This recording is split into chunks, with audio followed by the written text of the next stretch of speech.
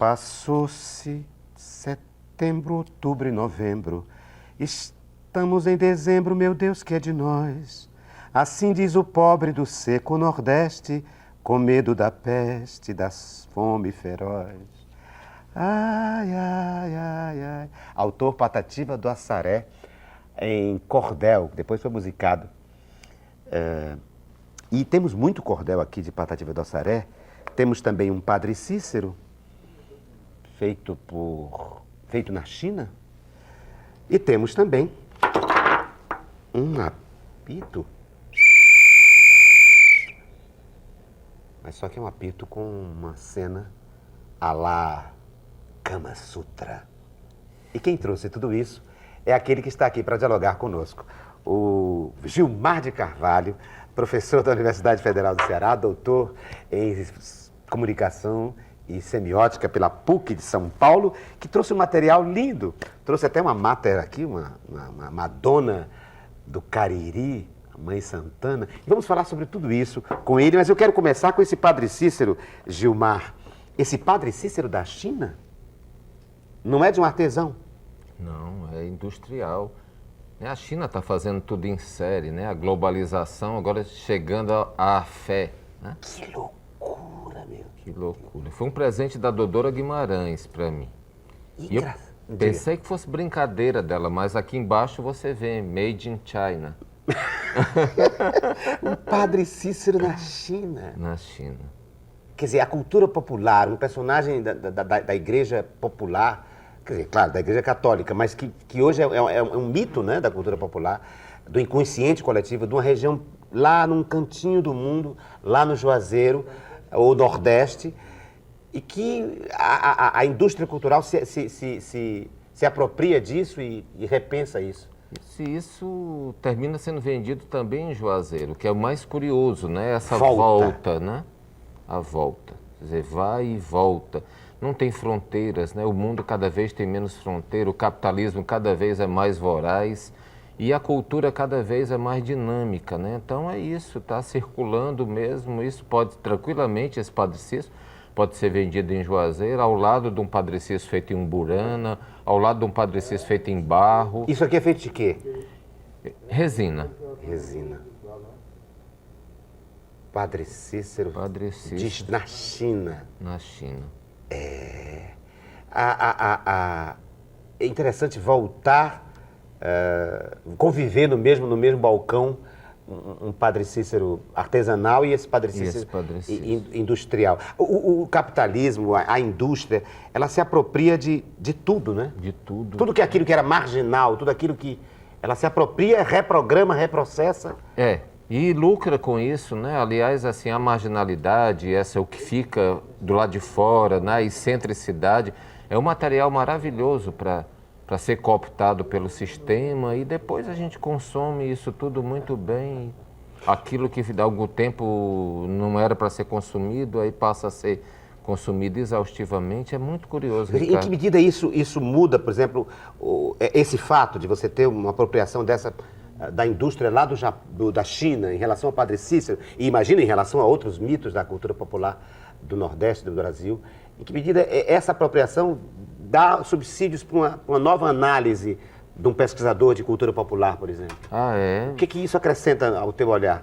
É fantástica essa apropriação, essa utilização e essa industrialização, ela nos leva a uma quebra de vários paradigmas, né? Que a gente estava com tudo muito construído, o popular é assim, o popular é assado.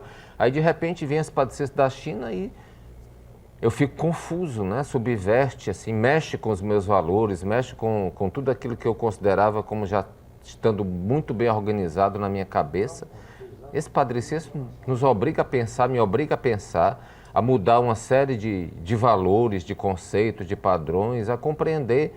Acho que a cultura popular, a cultura tradicional, de uma forma mais aberta, mais generosa, mais sujeita a esses trânsitos, essas contaminações, como diz o Naná Vasconcelos, essas apropriações, tangenciamento, essas influências. Esses contágios, né? Essa confusão toda, né? Na verdade, essa confusão toda. Então, não dá para a gente estabelecer mais limites, né? O Padre Cícero está aí, é um cidadão do mundo, está sendo feito em larga escala na China, está sendo vendido no Nordeste, está sendo vendido provavelmente no Cariri, né? Então... Veja, e é uma ideia de popular que não é mais a ideia do popular restrito, geográfica, historicamente delimitado, né?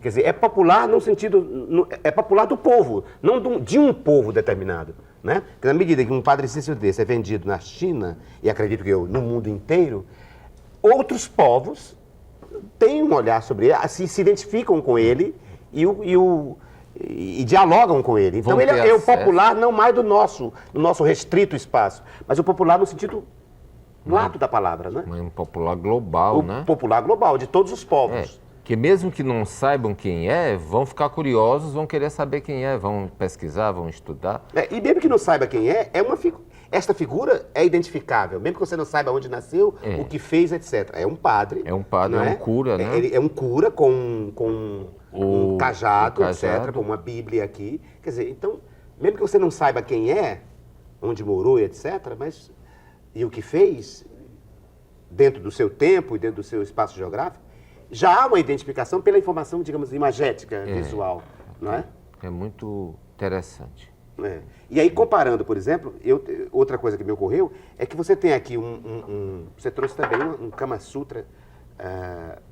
É lá do Juazeiro também? Um apito erótico do Zé Celestino, que é um artesão que mora no bairro Triângulo, no Juazeiro do Norte. E eu acho que nós estamos, então, gravitando no mesmo assunto. Quer dizer, um cara lá, do Juazeiro, vivendo uma cultura, quer dizer, um tipo de imagem que é milenar também, que é o Kama Sutra, né? Que é o Kama Sutra. E uma coisa muito curiosa, Ricardo, desse apito erótico, dessa série de apitos eróticos que o Celestino faz, é que ele me disse uma frase que também me desorganizou no ponto de vista intelectual. Ele me disse, eu faço esse apito, posso fazer um santo, posso fazer um Padre Cícero, isso para mim é trabalho. Eu não vejo diferença entre um apito erótico e um santo. Mostra aqui o apito erótico. É trabalho. Aqui não tem censura, não. E acho curiosíssimo, porque a mesma mão que faz o Padre Cícero, ou uma cena, ou uma Madonna, ou uma cena bíblica da história sagrada, faz o apito. Uma cena erótica. Aqui você tem um coito anal, não é? De dois homens ou um homem e uma mulher? Não, um homem e uma mulher. Ela está com um seio aqui. Ela está com um seio aqui? Com um seio aqui. Ah, bom, tem um seio aqui. Então Mas há também aqui uma religação. Mas há aqui uma religação. Com a terra. A mãozinha com a terra. Não sei se vocês me entendem, não é? Alguém está fazendo sexo anal com ele, mas ele também está fazendo com o outro, só que manualmente, digamos assim, não é? E é engraçado é o do Zé Celestino. É exatamente isso que eu queria que você falasse, quer dizer, esses contágios, essas contaminações hoje, essas apropriações, a gente fica pensando sempre que quem está estudando cultura popular está num mundinho muito restrito e não é, né? Não, a gente já superou há muito tempo essas limitações, esses rótulos, né? Assim, então, cultura popular é só uma coisa. Hoje você não pode compreender a cultura popular sem essa ligação com a cultura de massas, né? Sem essa ligação toda com essa sintonia com tudo que está acontecendo no mundo, né? Eu acho que nós é que estamos atrasados, porque, na verdade, você vê, os cordelistas, por exemplo, já estavam com essa visão muito... Nós, quando eu digo nós, os letrados, os intelectuais, ou estudiosos sobre esse assunto, é que estamos chegando atrasados a essa compreensão de que não há separação. Porque, por exemplo, estou me lembrando aqui, Gilmar, que os cordelistas eram os repórteres do sertão. Coisas que ouviam no rádio, coisas que antes do rádio sabiam por causa dos mercadores, dos comerciantes que transitavam e que transformavam em cordel, não é isso? A história Eles sempre estiveram ligados com a cultura, não digo de massa, mas com a cultura extra-tradicional, com a cultura atualizada. Por exemplo, se a gente pensar nos cordéis sobre o Padre Cícero, nos cordéis sobre Lampião, hoje eles são históricos, mas na época eles eram cordéis jornalísticos, né? Eles estavam falando dos milagres, falando dos exemplos do Padre Cícero, estavam falando das façanhas do Lampião. Então, na época, as pessoas compravam como se estivesse lendo um jornal, né? Não, eu digo, mas mesmo hoje, por exemplo, eu conheço cordéis dos anos 70, por exemplo, o cara falando sobre inflação, falando sobre milagre brasileiro, não é? O que eu estou querendo dizer é que a cultura popular incorpora não só a escrita do cordel, mas também das imagens, ela incorpora. O artista popular tá sintonizado com o tempo, ele não está fossilizado. Não é? Ele não está fossilizado. Não está. E nem está com esse compromisso de pureza, de purismo isolado, não é? E dentro das... Ele está todo tempo ligado com a antena, por isso que eu digo que agora que a gente está mais sintonizado, mas eles já estão sintonizados há muito tempo. E dentro das limitações, eles procuram ter acesso, né, a vídeos, a DVDs, a CDs, as tecnologias, a internet, né? Nós temos, inclusive, alguns gravadores que escaneiam imagens para fazer as matrizes das xilogravuras. Nós temos o cordel online, então essa é uma questão toda. Você pode baixar vários folhetos de cordel, imprimir no seu computador, então eles estão muito atentos a isso, né? Nós imaginamos, né, um pessoal iletrado em cidades pequenas que está fazendo ali a mesma coisa há séculos, há milênios, aquela prensa, mas não, eles estão fazendo, muitas vezes eles são muito, a maioria das vezes eles são muito mais avançados do que a gente. É nesse sentido. A gente fala, por exemplo, como é que chama? Do vaqueiro, né? E vai ver um filme como aquele filme ai, meu pai, o carequinha lindo, não sei o que de gente, Nação de Gente, o Tibico Brasil, que são os vaqueiros de motocicleta. Então eu imagino também que os poetas populares hoje estão de celular, né? Acesso ao celular, ao computador, a televisão, eles veem parabólicas, as parabólicas, e eles reprocessam isso. Reprocessam de uma maneira muito competente, muito criativa e sem perder a sua visão de mundo, né? Aliás, uma visão de mundo que é enriquecida e não que eles abram mão de valores ou de princípios ou de raízes para pegar modismos, não é isso, é uma ideia de processamento, né? De transformação, de partir de um determinado contexto para recriar e fazer uma outra coisa, né? Eu acho que nós, quer dizer, alguns pesquisadores, o nosso olhar, assim, primeiro tem a tendência de buscar um certo purismo nessas coisas, né? De achar que está tudo mumificado e que qualquer mudança pode acabar, né? Estão acabando perverter, né? Estão acabando com o cordel, acabando com a cultura popular, estão acabando com os reisados. Não, nosso discurso é sempre muito apocalíptico, né? E as coisas não se acabam, elas se transformam, né? E elas têm se transformado desde sempre, né? Agora estão transformando numa velocidade maior, mas nunca deixaram de se transformar. Só que agora é mais rápido. Você pega um bonequeiro, por exemplo, que está ali interagindo com aquela comunidade num terreiro e está trazendo as informações que ele tem, não é? E a informação da televisão, a informação do rádio, a informação do cinema, de tudo, não é? Que ele vai vendo. Nos próprios reisados, nos próprios folguedos, nas danças dramáticas, cada ano colocam alguma coisa, um elemento novo, uma cor nova, um reprocessamento. Agora, há algumas coisas que ainda me incomodam. Por exemplo, essas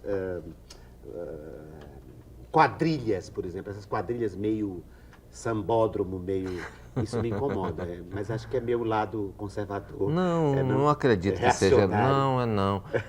Acredito, Ricardo, que a gente tem aí, tanto nas quadrilhas, como, por exemplo, no Boi de Parintins, também uma coisa que eu acho meio estranho, sabe? Eu acho que o Boi de Parintins é apoteótico demais, ele é grandioso demais, não devia ser daquele jeito. Inclusive, Parintins é uma cidade pequena e acredito que o boi, claro que eu não estou querendo colocar censuras, nem impedimentos, mas não devia ser daquele jeito o boi. Então, acho que o Boi de Parintins, por exemplo, a festa do peão de boiadeiro de Barretos, as escolas de samba carioca, as nossas quadrilhas, que você falou muito bem, isso tudo passa por um processo, né, que a gente poderia chamar de espetacularização da cultura.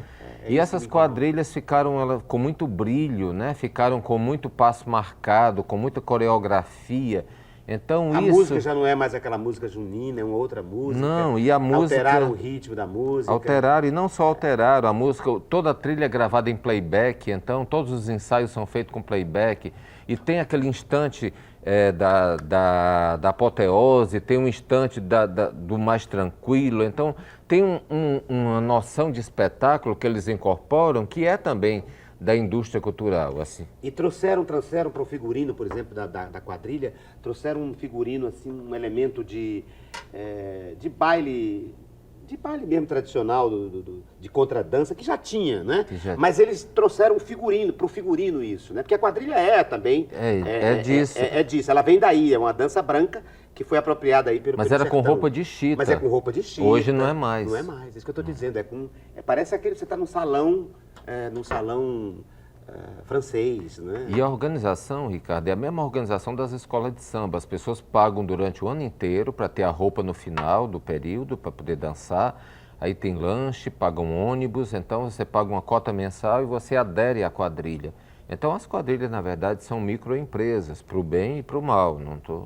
Eu já tentei resolver isso na minha cabeça, dizendo o seguinte, que aconselhando as pessoas que fizessem, tanto no carnaval daqui de rua, quanto na quadrilha, que tivesse o setor para o tradicional e o industrializado, entende? E já tem isso nos regulamentos.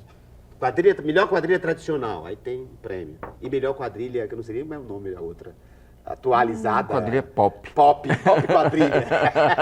Entendeu? Porque também no carnaval nós perdemos também isso, né? Nós tínhamos a nossa orquestra, a nossa escola de samba era com sopro, não tinha aquelas alegorias, aquelas coisas. Que é imitação do Rio de Janeiro, de São Paulo. Tudo veio tudo a partir do final dos anos 60, né? Com a integração do país por satélite, aí veio o modelo carioca, no tempo da ditadura.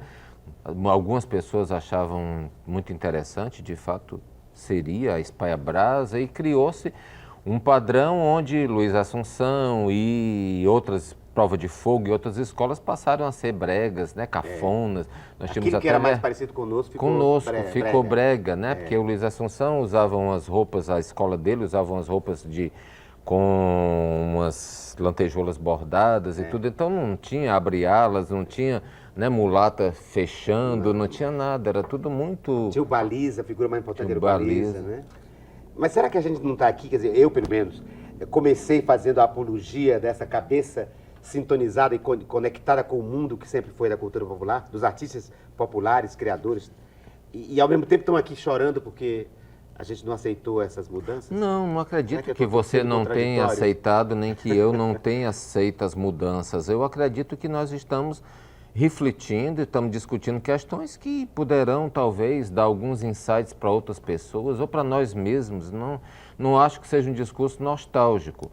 Tanto não é nostálgico que nós estamos trazendo aqui e falando com muita admiração do padre chinês, das coisas.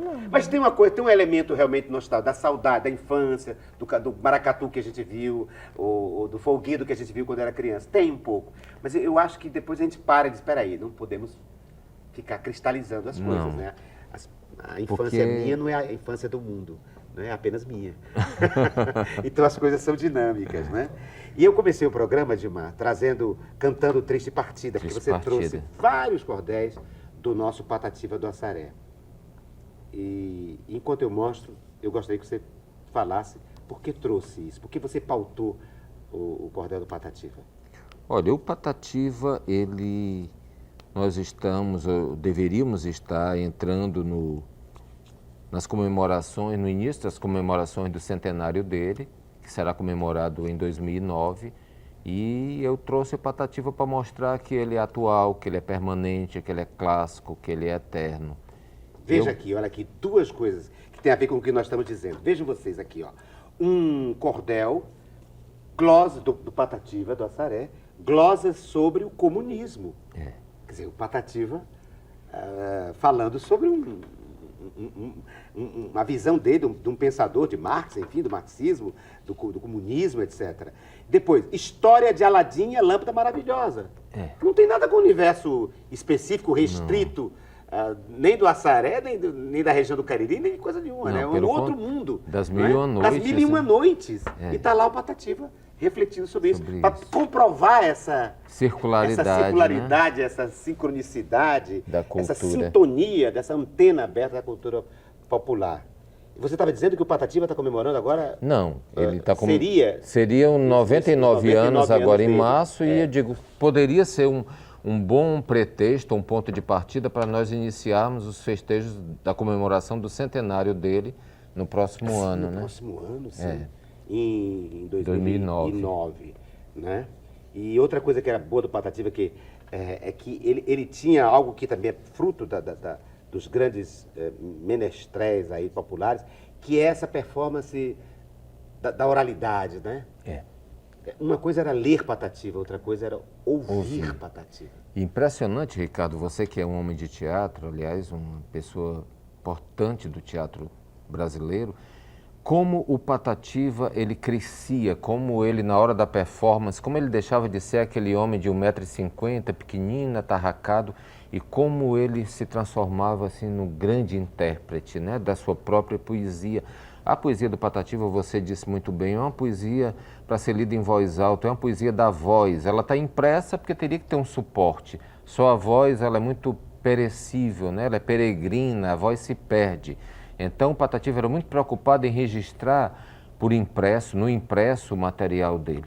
Mas a poesia dele é uma poesia que tem essa dimensão da voz mesmo, né? Não é por acaso, por exemplo, que ela virou música com tanta facilidade, né? Essa música que eu cantei é letra e música do Patativa? Letra e música do Patativa, ela foi gravada em 1964 por Luiz Gonzaga. Passou-se dezembro, outubro e novembro. Estamos em dezembro, meu Deus, que é de nós? Meu Deus, meu Deus. Assim fala o pobre do seco Nordeste, com medo da peste, da fome feroz. Existe uma polêmica porque um violeiro de Juazeiro, chamado João Alexandre, ele reivindica a melodia. E ninguém sabe muito bem. O Patativa dizia que era tudo dele, mas... Como é que o menino gravou, o Luiz Gonzaga? Só Como é que ele Patativa. Só Patativa.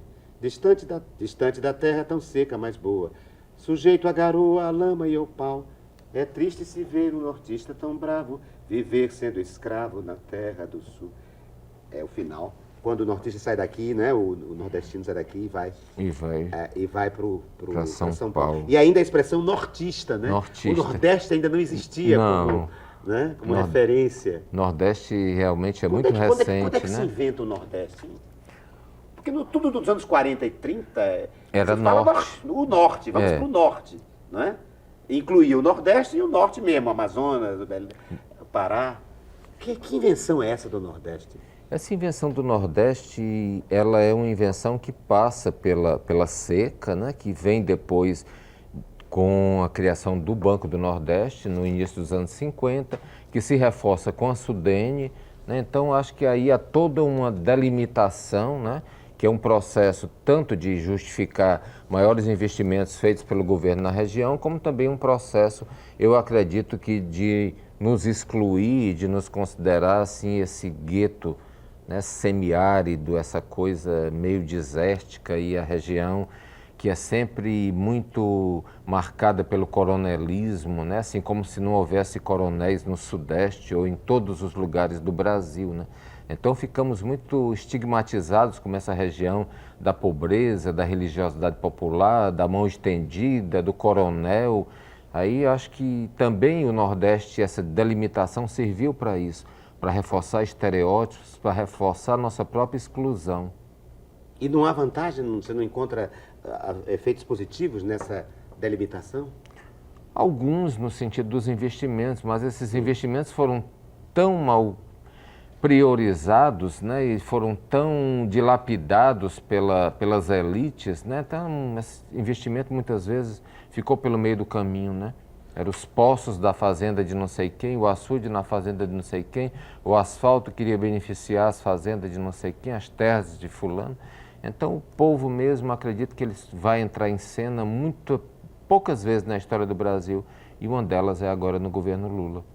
Um dos inventores desse Nordeste, podemos citar aí o Gonzaga, porque 50 também é a aparição do Baião. Do Baião, quando digo aparição do Baião, o Baião já existia, mas a aparição do Baião para a mídia, né, para o rádio, para a indústria fonográfica. Né? E desse Baião recriado por ele, recriado por ele. E pelo Humberto Teixeira. Humberto Teixeira e o Zé Dantas. Não é? Então nós vamos ter esse Nordeste mais musical. Já tínhamos tido antes um Nordeste literário, mas a literatura sempre foi mais elitizada, né? Então, sim, a geração de 30, o romance de 30. O romance de Raquel, Zé Lins e Graciliana, Bagaceira, né? Todas essas obras, todos esses autores. eles foram importantes, mas eles não tiveram muita repercussão popular, porque o nosso povo, em grande parte, naquela época mais ainda, era iletrado, né? E o livro sempre foi um material meio do luxo, né? Mas aí quando chega ao rádio e chega ao disco com Luiz Gonzaga, chega a poesia do Patativa, chega a outras formas de expressão, aí nós vamos ter toda essa pujança. Isso tudo é muito bem discutido pelo Durval Muniz de Albuquerque Júnior na Invenção do Nordeste, né? Um autor muito interessante. Gilmar, você trouxe aqui também uma xilogravura do Juazeiro do Norte. João Pedro do Juazeiro. João Pedro do Juazeiro. Do Juazeiro. E o que acrescentaria, o que essas imagens acrescentariam ao nosso diálogo aqui, a nossa... Olha, revisitando o Nordeste, como estamos fazendo agora. Eu acredito que essas imagens, elas têm uma força e elas têm que ser compreendidas também como uma forma de expressão que vai buscar no suporte da madeira, que vai improvisar instrumentos de corte, né? Então é a velha tábua de umburana, recortada com bisturis inutilizados, recortada com pregos, com cacos de vidro, com facas de cozinha, com canivetes, com lâminas de barbear cortadas ao meio. Então tudo isso vai ser um instrumento que vai fazer com que o gravador ele recrie esse mundo que está ao redor dele. Você acha que hoje, Gilmar, esses artistas estão... A gente consegue falar, por exemplo, de Nordeste sem passar pela xilogravura, pelos imaginários. A gente consegue falar, a gente consegue saindo do cordel. Há uma possibilidade, isso também não é um estigma de que a gente só consegue olhar o próprio umbigo, essa região. A gente nunca se urbaniza, nunca se cosmopolitiza. E você acha que essa construção do Nordeste também carrega essa herança? Eu acredito, Ricardo, dessa cultura iletrada, artesanal, etc. Que a gente possa partir dessa cultura para fazer um projeto de ponta, uma criação contemporânea. E acredito que o melhor exemplo disso seja o Mangue Beat. O Mangue Beat vai realmente plugar o maracatu rural, a rabeca do Mestre Salu, o canto da Lia de Itamaracá, o canto da Dona Selma do Coco. Então, nesse sentido, parece que Pernambuco ele foi mais bem sucedido do que nós. Talvez porque Pernambuco tenha tido, embora nós possamos discordar em vários aspectos, tenha tido políticas culturais melhor definidas e tenha tido uma presença muito forte, que é uma presença de uma pessoa que eu admiro, mas do qual eu discordo profundamente, que é o Ariano Suassuna. Então, acho que o Ariano serviu, de certo modo, como o grande pai, que tinha que ser superado, que tinha que ser morto, para que Pernambuco pudesse vicejar, para Pernambuco pudesse se florescer. E nós aqui optamos equivocadamente pela mídia e temos aí uma macaqueação do Mangue Beat, uma macaqueação de várias coisas. Nós não conseguimos fazer o que Pernambuco fez, infelizmente. Eu acho que Pernambuco, por exemplo, você cita aí o Ariano, que já negou que disse essa frase, mas eu não vou atribuir a ele, mas ela é boa para povoar aqui o nosso diálogo, de que ele estaria torcendo para que não houvesse, que isso é um absurdo, alguém pensar que ele pensasse isso, mas disseram que ele teria dito que é bom que o Nordeste não tivesse desenvolvimento científico, tecnológico, porque isso mataria a cultura popular e letrada. Né? Quer dizer, não é bem isso, a questão não é essa. A questão não é mas, essa. De qualquer forma, você acha que ele tem um olhar muito... Por exemplo, ele é muito aprisionado, muito fechado em si mesmo. Por exemplo, ele não aceita o Mangue Beat a partir do nome. Não. Né? E chamava o Chico Science de Chico Ciência. Ele não admite nem o nome. Nem o nome. Quer dizer, esse diálogo, você acha que ele admite, ou como ele diz, eu não admito é que se põe uma cultura extremamente sofisticada, erudita, popular, como é a cultura do Nordeste, dialogar com essa cultura, com esse lixo da cultura industrial, da indústria cultural. Não acredito que seja... Você não vê assim? Não vejo. Como é que não vê? acredito que a indústria cultural ela seja toda lixo, né? E eu acho que nós temos como você começou muito bem esse nosso diálogo mostrando esse Padre Cícero, nós temos figuras importantíssimas, interessantíssimas na cena da indústria cultural internacional. Assim, não dá para fazermos um balanço de toda a cultura do século XX sem passarmos pelos Beatles, pelos Rolling Stones, sem passarmos por várias pessoas, pela Nouvelle Vague, pelo neorrealismo italiano, por alguns filmes de Hollywood, por Woody Allen, sabe? Então, nem tudo é lixo. Acho que essa visão muito fechada, sabe? Essa visão de negar que a gente possa chamar um shopping center de shopping center só porque a expressão é norte-americana, isso me parece uma coisa muito equivocada, uma coisa primária, como se nós pudéssemos colocar barreiras na língua, que é outra coisa dinâmica e que a cultura vai se sustentar exatamente nisso. Então, acredito que nós possamos, digamos, condenar o imperialismo norte-americano. Não sou a favor, eu detesto Bush, mas daí a querer dizer que eu não vou ouvir essa música porque veio dos Estados Unidos, eu não vou dizer shopping center porque é em inglês. Aí nós não estaríamos mais dizendo nada, porque o algodão vem do árabe, porque muitas palavras que nós utilizamos vieram do francês, outras vieram de outras línguas, então há um contágio disso tudo. Então querer agora, né, como quer o Aldo Rebelo do PCdoB, ou como quer o Ariano Suassuna colocar, e não pode isso, não pode aquilo, não, é risível. Vamos fazer um pequeno intervalo e vamos conversar ainda mais com o Gilmar de Carvalho sobre esses novos olhares que a gente poderia ter em relação a algumas figuras emblemáticas. Acho que é isso que renova. É ter algumas figuras, mas o olhar sobre elas é que pode fazer essas conexões com o mundo e com as diversas outras, um olhar transcultural e transhistórico. No próximo segmento do nosso diálogo com Gilmar de Carvalho, daqui a pouco.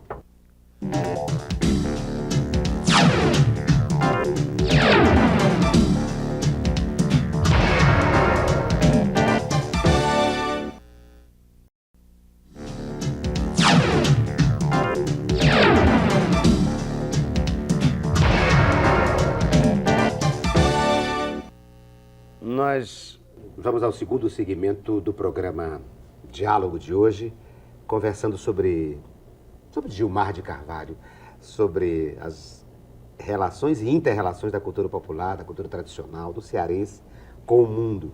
E ele me trouxe aqui um Padre Cícero feito na China, num processo industrial e não artesanal, como de costume lá no Juazeiro e do Crato. Então, me ocorreu o seguinte, Gilmar, você acha que essa figura do Padre Cícero, por exemplo, e outras, elas têm sobre elas novos olhares? Os artistas estão conseguindo fazer novos olhares? Eu vou dizer o que está no subtexto da minha pergunta. Às vezes a cultura popular faz essas mudanças, sim, mas ela é muito mais lenta, ela às vezes é conservadora, ela às vezes é preconceituosa, às vezes ela ratifica o que... Como ela acompanha o inconsciente coletivo, ela se modifica com mais dificuldade. O Padre Cícero já tem outro olhar sobre ele? Ricardo, mais crítico, mais... que o redimensione no outro patamar?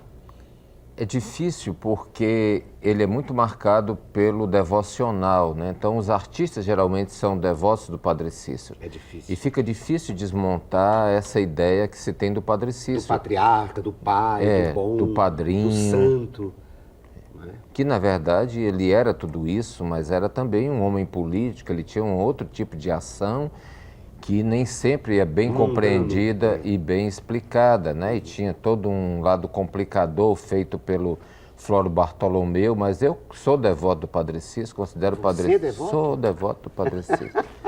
E considero o Padre Cícero um santo popular e, ainda mais, não me entusiasma a ideia dele ser reabilitado pela igreja, porque para mim só é reabilitado quem cai, e o Padre Cícero nunca caiu, ele sempre esteve muito forte no coração dos seus devotos. Então, só é interessante essa reabilitação para a igreja, que está perdendo espaço Sim. com as igrejas evangélicas. Mas para os romeiros do Padre Cícero, ele não já faz... É santo, né? É santo, então reabilitar o quê? E eu tomei um susto de dizer, você também é devoto? Porque não que eu tenha, eu não sou devoto, mas enfim, mas não é porque tenho nenhum preconceito em relação ao Padre Cícero. É porque eu achei estranho, que achei que você precisasse de um certo, como um cientista, um homem de pensamento, precisasse de um certo distanciamento para poder analisar essas coisas. E estou vendo que você está enfronhado, não é? Você não olha, por exemplo,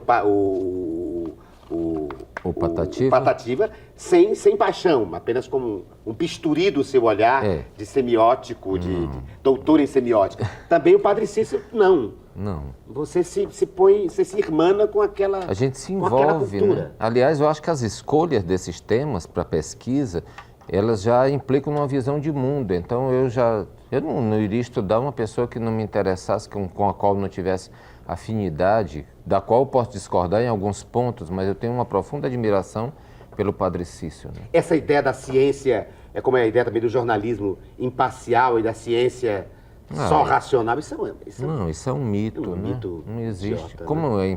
a imparcialidade... Como achar que nós somos só racionais ou só emocionais, não somos, né? Tudo misturado. Né? Imparcialidade no jornalismo é um grande mito, né? O jornalista está sempre tomando partido. mesmo não no jornalismo opinativo. Quando você está redigindo a notícia... A própria seleção, né? A própria seleção, escolha. até antes de redigir. Verdade. A escolha da foto, a escolha do título, tudo já implica a hierarquização na redação, na né? redação. Da maneira, do texto, da composição. Tudo isso já implica numa... Não implica já num viés, num olhar, né? Não existe essa coisa isenta, né? É bobagem. Agora vamos e venhamos, você é um romeiro ou um devoto do Padre Cícero, mas que tem sobre ele um olhar privilegiado. Porque você tem o olhar de devoção, sim, que é algo inexplicável, é algo da fé, do campo da fé, mas tem um olhar historicizado, tenho lido muito, sociológico, e que situa o Padre Cícero no tempo e nos seus agentes sociais. Devo muito do que eu sei sobre o Padre Cícero e da minha informação sobre o Padre Cícero ao Ralph de la Cava. Sim. O livro do Ralph de la Cava, para mim, é um divisor de águas na bibliografia sobre o Padre Cícero e é importantíssimo na minha vida e no meu olhar sobre o Padre Cícero. Porque acho que o Ralph, ele rompe aquela dicotomia entre uma bibliografia que era só elogios, né, geralmente produzida pelo pessoal de Juazeiro, e uma bibliografia que apenas queria desmontar o Padre Cícero, feito pelos intelectuais do Crato. Então o Ralph muda o parâmetro, ele vai mudar essa visão, ele rompe com essa dicotomia. Nem vai para Amélia Xavier e nem Rui Facó. Não. Não é isso? É isso. Nem o padre Isaías, não, como é? O Padre Gomes, não, mas tem um o outro... apostolado do embuste, né? O pior de todos, né? Mas tem um também, o Padre Ananias, não, o Padre Zacarias, um livro grosso assim sobre o Padre Cícero, dos anos 60, não me lembro agora, o Padre Ananias, acho que é Ananias. Nazarias. E tem um outro que era também de um jornalista, uma pessoa muito interessante, que era o Padre Cícero, Mito e Realidade, né? Deu um branco agora, mas enfim. Você acha que o de la Cava, então... O de la Cava... Nem tanto, nem tão pouco. Hein? E eu acredito que toda uma geração de pesquisadores, né, dentre as quais eu me incluiria também o professor Regis Lopes, incluiria a Martine Kunz, incluiria o Oswaldo Barroso, incluiria várias outras pessoas que têm produzido bons, excelentes trabalhos sobre o Padre Cícero, são tributários, eu acredito, não sou porta-voz deles, mas são tributários do trabalho do de la Cava. Você trouxe também, nós estamos falando de jornalismo, e você trouxe a revista de comunicação, do curso de comunicação social, Entrevista, que é um projeto do Ronaldo Salgado. O que você trouxe? Eu estou vendo aqui, você não é nem entrevistado e nem entrevistador. Não. E acho isso lindo. Você não está fazendo aqui marketing do que você fez. Não. Mas é porque, não me imagino, tem alguma coisa que você quer refletir, que você quer discutir sobre isso. E eu estou dando oportunidade a isso. Eu quero discutir sim. Eu gostaria... ouvir a sua opinião sobre isso. Eu trago como um exemplo de um jornalismo feito com seriedade, com apuração, com pré-produção, com pós-produção, com muito comprometimento, né? E tudo isso que é orquestrado pelo professor Ronaldo Salgado, uma pessoa queridíssima minha, isso tudo eu penso que está sendo levado, embora de uma maneira muito homeopática, para as redações. Então nós temos e vamos ter, eu espero de uma maneira cada vez mais forte, essa presença desse jornalismo mais humanizado, mais comprometido, mais sério, um jornalismo mais que vai mais fundo às fontes, um jornalismo que não se contenta com a periferia, né?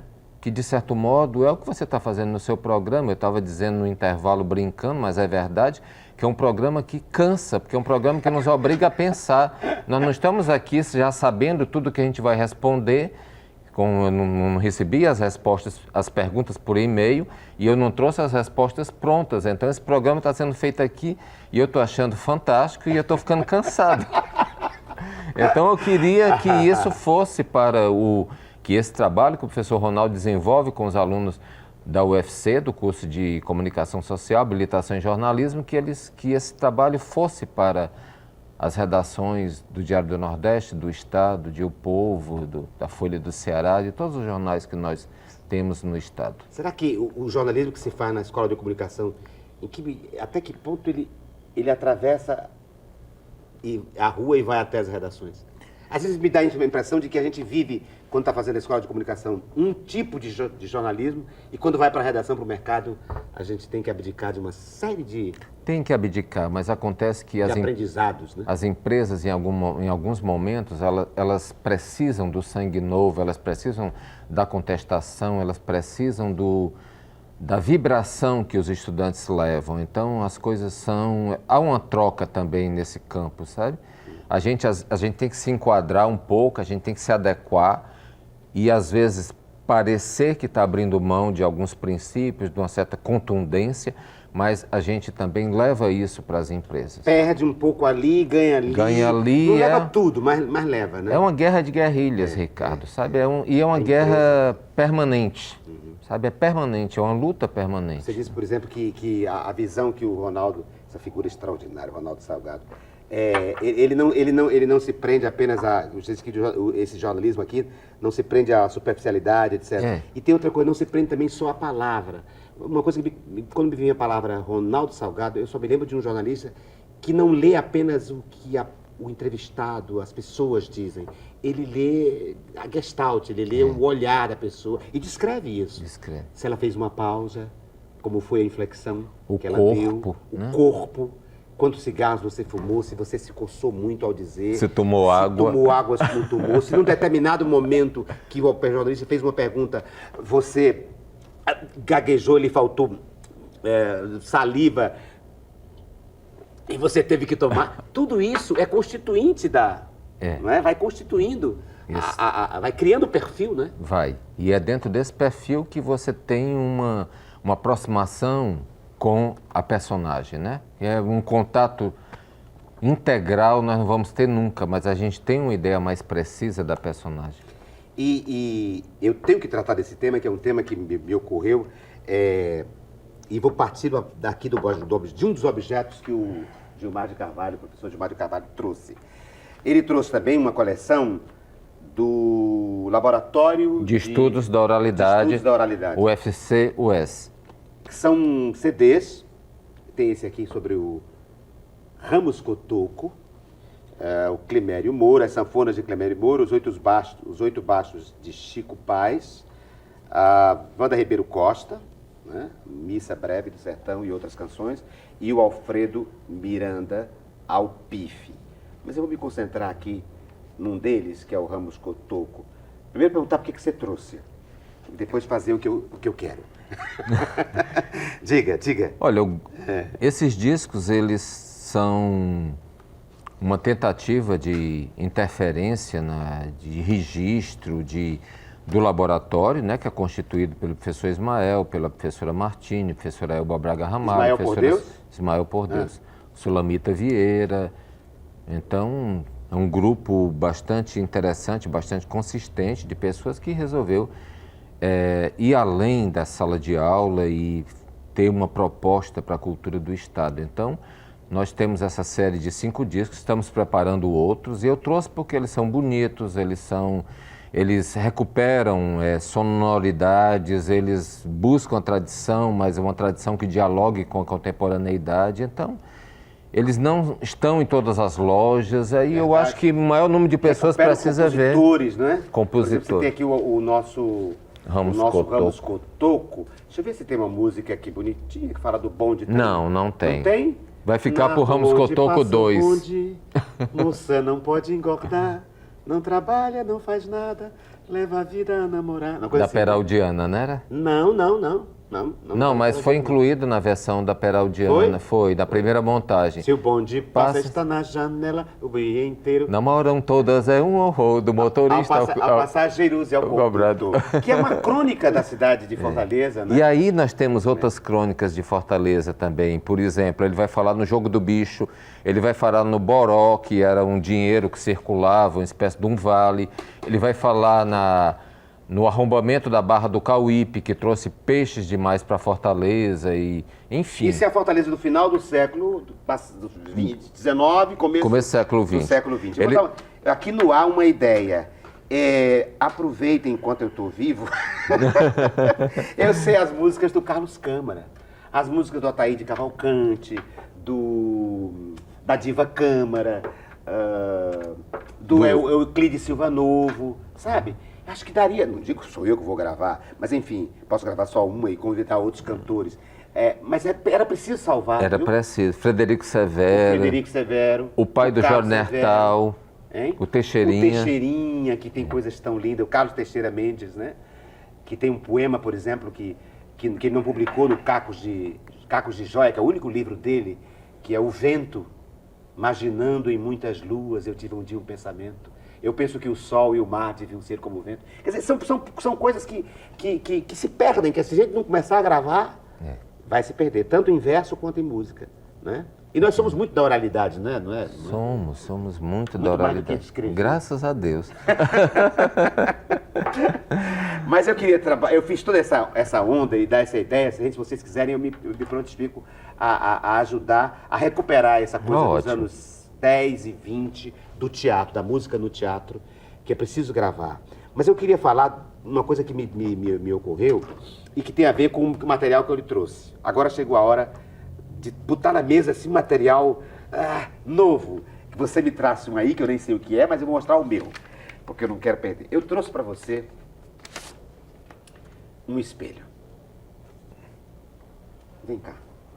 Eu trouxe um espelho daqueles de prateleira né? Ali do pessoal do passeio público antigo. E queria que você se olhasse no espelho e falasse sobre identidade, enfim, falasse o que vem à cabeça. Mas a minha intenção foi botar você para refletir sobre essa identidade desse homem do cearense. Eu sei que você é autor de uma tese aí, nova, sobre a cearensidade, do complexo de rejeitado, em contraposição ao nosso mito do Moacir, da Iracema, etc. Eu queria que você se olhasse no espelho e falasse. Olha, Ricardo, eu vejo esse espelho como um insulto no bom sentido, né? Você tá me chamando de narcisista, né? E eu estava dizendo há pouco pro Deujolino Lucas, né, o nosso querido maquiador, que eu gostaria de ser lindo como Gianecchini. Infelizmente eu não sou, mas eu acho que eu estou até inteiraço para os 58. Eu queria que você mostrasse a imagem do Gilmar no espelho. É possível? A imagem assim, ele dentro do espelho. Um pouquinho mais para a esquerda, para cá. Aí. Isso, Gilmar. Eu queria que você refletisse sobre... Opa, peraí. Olha aqui. Isso, Gilmar. Gilmar de Carvalho. Eu acho que eu estou bem, sabe? Não apliquei botox, então não perdi as minhas marcas mais expressivas, não fiz plástica, a careca está muito bem assumida, apesar da maquiagem. Acho que tá linda essa imagem, tá linda. Tá legal, tô bem. Ah, meu Deus. Gostei. Um gatão da terceira idade.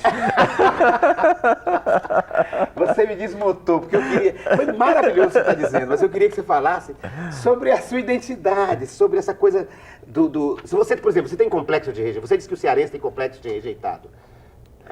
Olha, o que é esse complexo de rejeitado e em que maneira você encarna isso?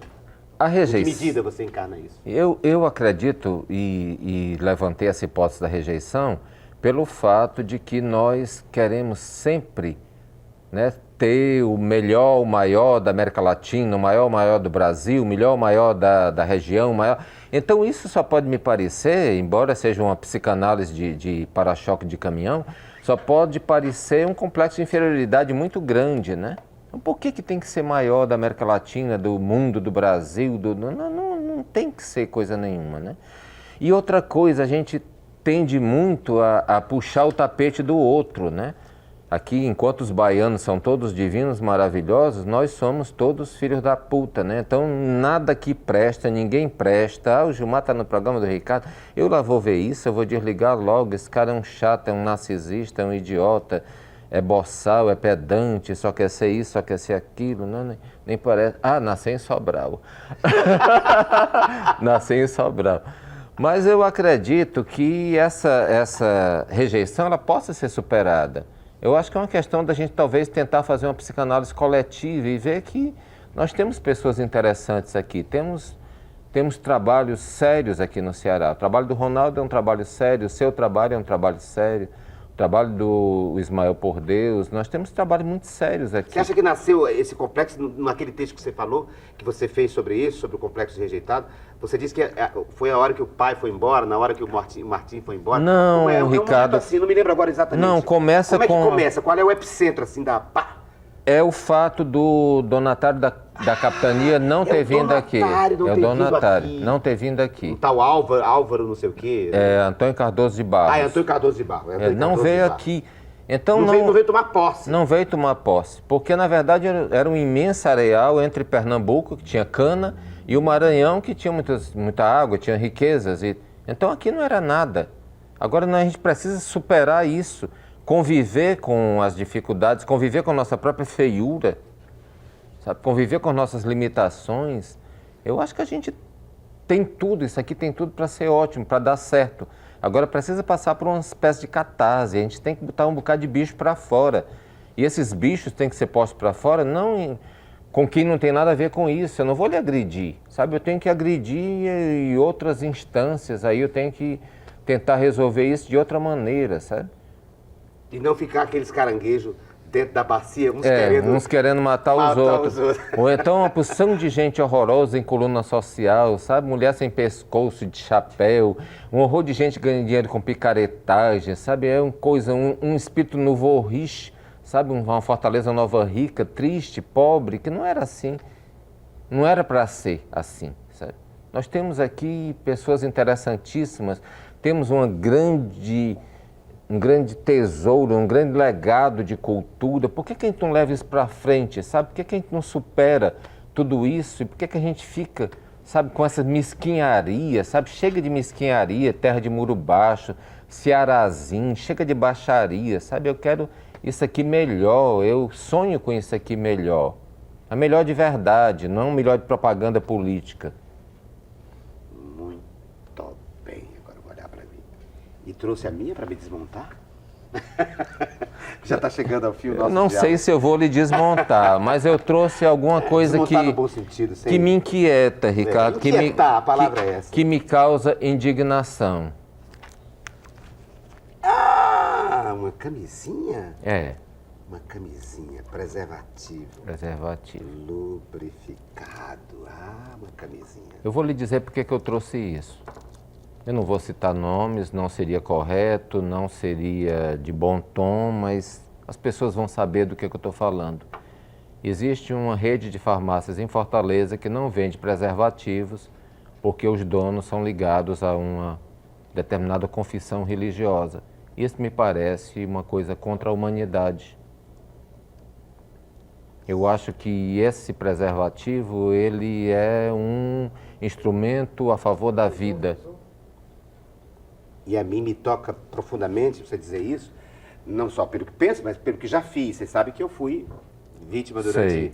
um ano de processo por ter feito uma cena de teatro, dirigido uma peça, em que alguém tirava de uma espécie de cálice a camisinha, uma prostituta tirava e, antes de fazer sexo, abençoava isso como algo que vinha salvar a vida não só dela, mas Como do parceiro. né?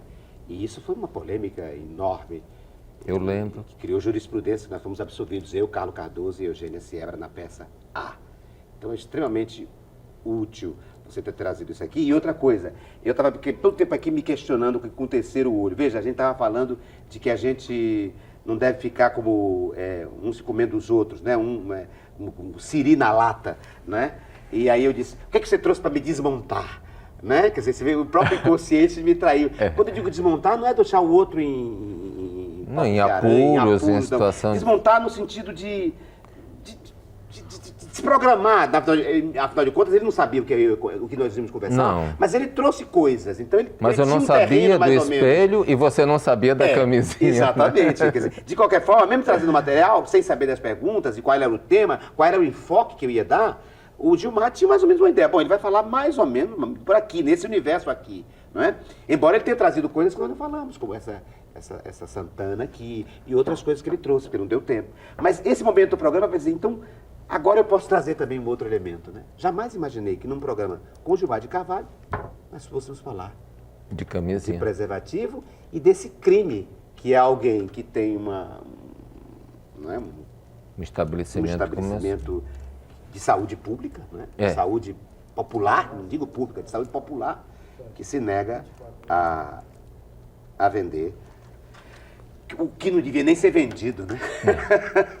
Exatamente. Mas, enfim, obrigado. E eu vou terminar, então, aqui no espelho, me olhando. Faz aquela mesma imagem que o Gilmar fez. Você está com os cabelos ótimos, né? Comparados com os meus. E Você vou está um dizer- leão, um Sansão. Muito obrigado pela atenção de vocês. Obrigado ao Gilmar, porque me olhando eu me vejo, mas me vejo também partícipe de um tempo em que há Gilmar de Carvalho. Ele também me constituiu e me constitui. E eu quero agradecer por isso também publicamente ao Gilmar. Obrigado. Até a próxima semana com mais um diálogo.